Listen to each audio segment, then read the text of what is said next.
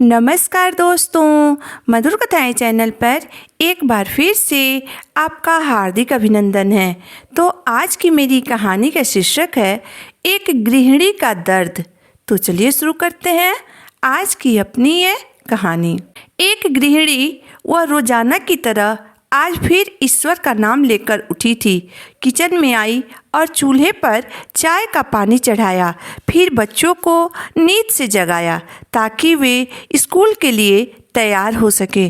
कुछ ही पलों में वह अपने सास ससुर को चाय देकर आई, फिर बच्चों को नाश्ता तैयार किया और इस बीच उसने बच्चों को ड्रेस भी पहनाया, फिर बच्चों को नाश्ता कराया।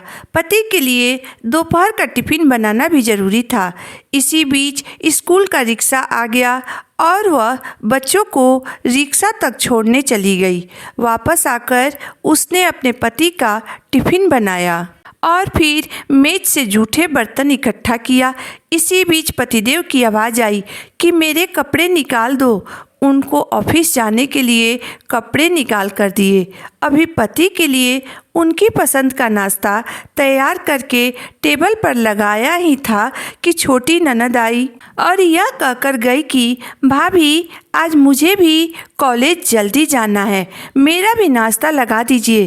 तभी देवर की भी आवाज़ आई कि भाभी नाश्ता तैयार हो गया क्या? वह बोली हाँ, आपका भी नाश्ता तैयार है, आप आ जाइए जल्दी से। पति और देवर ने नाश्ता किया और अखबार पढ़कर अपने अपने ऑफिस के लिए निकल चले। उसने फिर मेज से खाली बर्तन समेटे और सास ससुर के लिए उनके परहेज का नाश्ता तैयार करने लगी। दोनों को नाश्ता कराने के बाद फिर बर्तन इकट्ठे किए और उनको भी किचन में लाकर धोने लगी। इसी बीच सफाई वाली भी आ गई। उसने बर्तन का काम सफाई वाली को सौंपकर खुद बेड की चादर वगैरह इकट्ठा करने पहुंच गई और फिर सफाई वाली के साथ मिलकर सफाई के काम में जुट गई। अब तक 11 बज चुके थे। अभी वह पूरी तरह काम समेट भी नहीं पाई थी कि कॉल बेल बज गई। उसने जब दरवाज़ा खोला तो उसके सामने उसकी बड़ी ननद अपने पूरे परिवार के साथ खड़ी थी। उसने खुशी खुशी सभी को आदर के साथ घर में बुलाया और उनसे बातें करते करते उनके आने की खुशी का इजहार करती रही।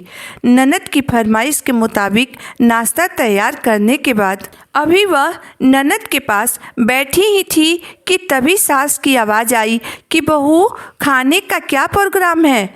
उसने घड़ी पर नज़र डाली तो 12 बज रहे थे। उसकी फिक्र बढ़ गई। वह जल्दी से फ्रिज की तरफ लपकी और सब्जी निकाली और फिर से दोपहर की खाने की तैयारी में जुट गई। खाना बनाते बनाते अब दोपहर के 2 बज चुके थे।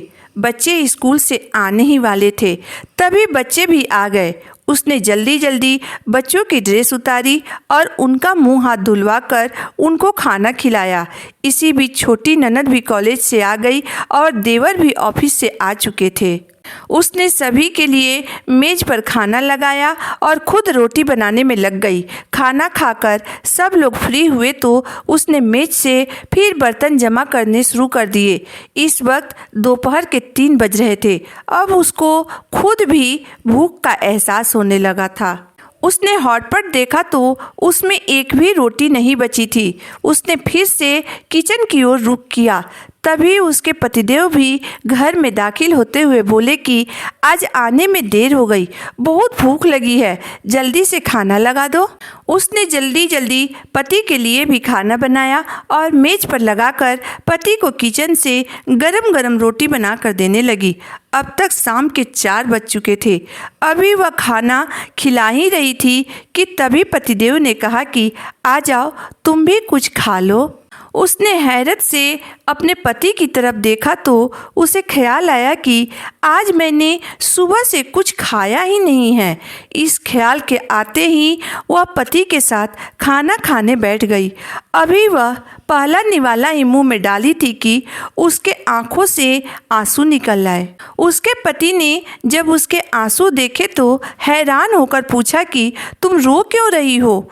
वह खामोश रही और सोचने लगी कि इन्हें कैसे बताऊं कि ससुराल में कितनी मेहनत के बाद यह रोटी का निवाला नसीब होता है और लोग इसे मुफ्त की रोटी कहते हैं। पति के बार बार पूछने पर उसने सिर्फ इतना ही कहा कि कुछ नहीं, बस ऐसे ही कुछ सोचकर आंसू आ गए। उसके पति मुस्कुराए और बोले कि तुम औरतें भी बड़ी बेवकूफ़ होती हो, बिना वजह ही रोना शुरू कर देती हो।